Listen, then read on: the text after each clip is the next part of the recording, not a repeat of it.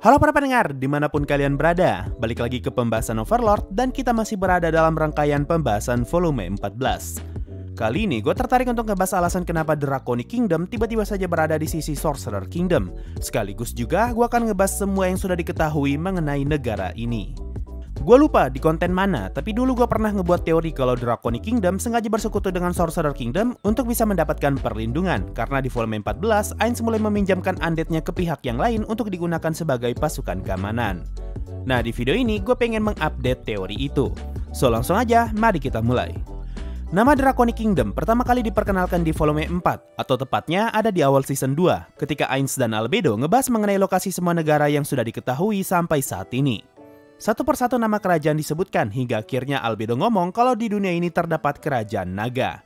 Mendengar hal ini, perhatian Ainz pun terfokus ke kata naga. Ini karena ketika masih di Yggdrasil, semua yang berhubungan dengan naga sudah pasti adalah makhluk kuat, apalagi mayoritas world enemy di Yggdrasil adalah naga.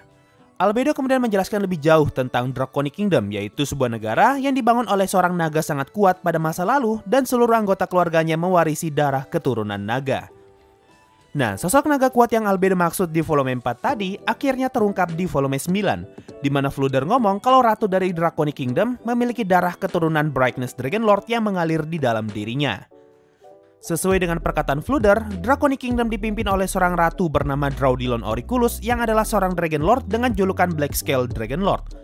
Di volume 9 dijelaskan kalau Draudilon memiliki penampilan seperti gadis kecil dengan suara yang terdengar imut dan tak berdosa. Tapi di balik penampilannya, ternyata sifat asli Draudilon justru tampak seperti wanita berumur 40 tahun yang terjebak di dalam tubuh anak kecil dengan suara yang terdengar masih muda.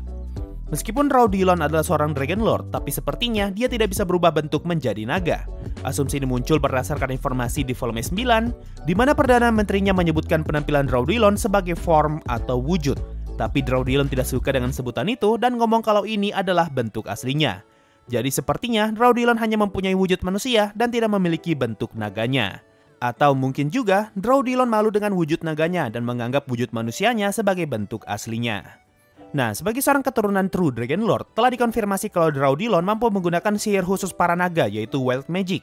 Sehingga dengan informasi ini, Selentokrasi pun menyebut Draudilon sebagai True Dragonlord. Tapi masalahnya, sama sekali belum ada orang yang tahu dengan pasti apakah Draudilon mampu menggunakan Wild Magic atau tidak. Sehingga ada beberapa orang yang juga menyebut Draudilon sebagai True False Dragonlord.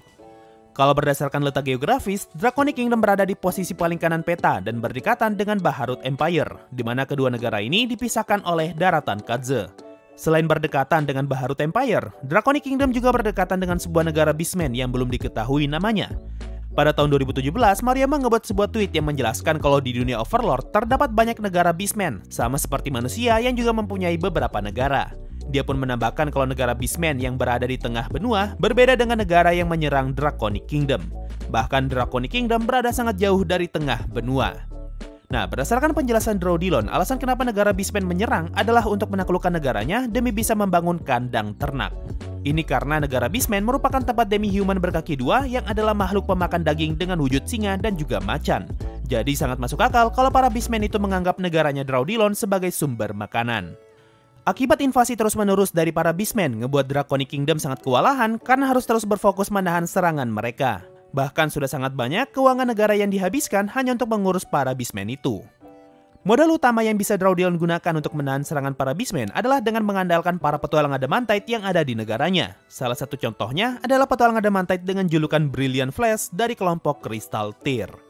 Cuma modal petualang Adamantite saja masih belum cukup karena mereka hanya mampu memukul mundur dan masih belum bisa menghentikan invasi para Beastmen. Semua ini dikarenakan jumlah Beastmen yang jauh lebih banyak dibandingkan petualang.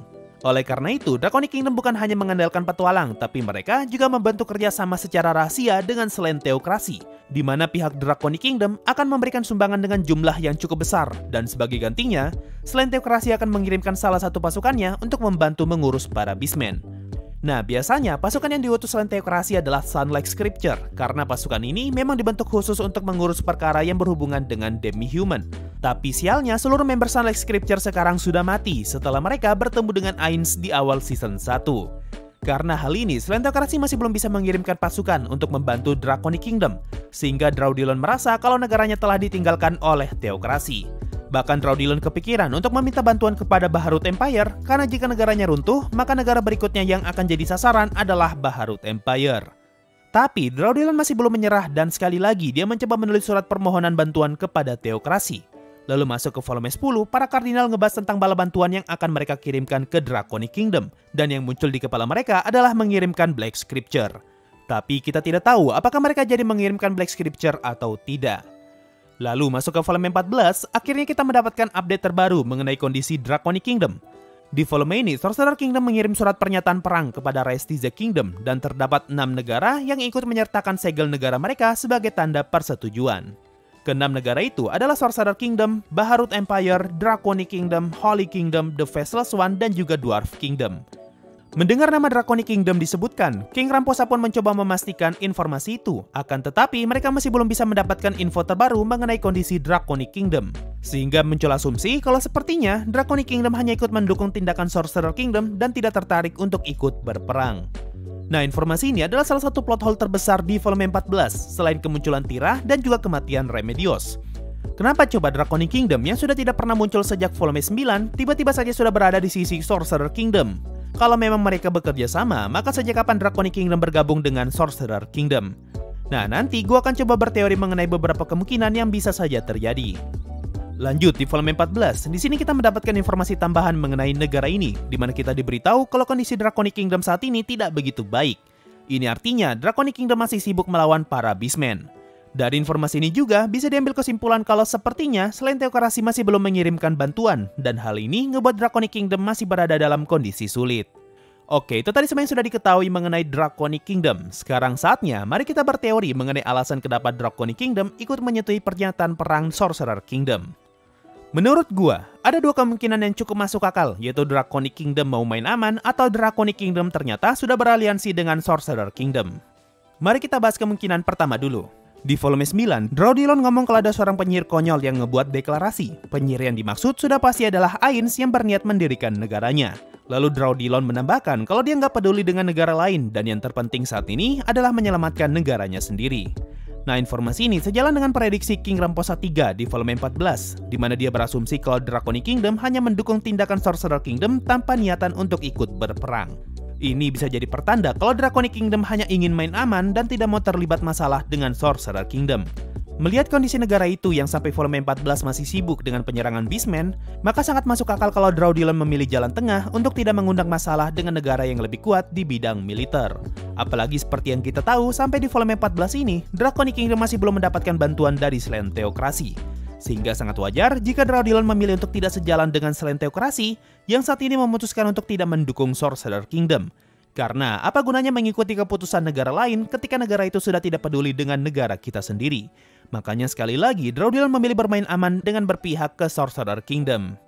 Kemungkinan kedua, di volume 9 juga, Draudilon ngomong kalau saja Teokrasi meninggalkan mereka, maka dia akan pergi meminta bantuan ke Baharut Empire.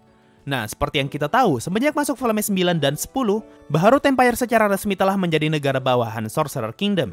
Jadi, kalau saja Draudilon meminta bantuan kepada Empire, maka sangat masuk akal kalau Draconic Kingdom juga terpaksa harus mendukung Sorcerer Kingdom. Lalu di volume 14, melalui percakapan Rainer dan Zanak, kita diberitahu kalau Baharut Empire sedang mengimport barang dari Sorcerer Kingdom, dan barang yang paling banyak diimport adalah Undead. Semua Undead yang dikirim nantinya akan dipekerjakan sebagai pekerja buruh, tenaga militer, pengangkut kargo, dan masih banyak lagi. Oke, sampai di sini, kalau kita hubungkan semua informasi tadi, maka bisa diambil kesimpulan kalau Draconic Kingdom merasa telah ditinggalkan oleh selain Teokrasi, dan mereka pun meminta bantuan kepada Baharut Empire. Baharut Empire pun bersedia membantu dengan memberikan tentara berupa Undead yang telah mereka import dari Sorcerer Kingdom. Karena hal ini, Draconic Kingdom secara tidak langsung telah berhutang budi kepada Sorcerer Kingdom. Dan akhirnya, mereka mau tidak mau harus ikut menyetujui pernyataan perang yang telah dikeluarkan oleh Sorcerer Kingdom. Nah, itu tadi dua kemungkinan yang menurut gua cukup masuk akal mengenai alasan kenapa Draconic Kingdom tiba-tiba saja berpihak kepada Sorcerer Kingdom di volume 14 kemarin. Kalau menurut gua pribadi, kemungkinan pertama adalah yang paling masuk akal, yaitu Draudilon memilih untuk bermain aman. Mungkin itu saja untuk video kali ini. Makasih semua yang sudah mendengarkan sampai di titik ini. Sampai jumpa di video berikutnya, dan bye-bye. Sebelum masuk Saweria, gue ucapkan terima kasih banyak untuk para petualang Adamantite di bulan ini, yaitu Elnina Savelli, Nigredo Fans, Fieri J, dan juga Joseph Rafael Andre. Yo, waktunya Saweria, ada dari Overwibu. Semangat bahas Overlordnya bang, tentu saja Overwibu. Dan ada dari Anon, bang, tertarik bahas detail kecil Fire Force? Untuk saat ini sih masih belum tertarik bro. So itu tadi dari Saweria, makasih semua yang sudah donasi dan gabung jadi membership. Thanks a lot and bye-bye.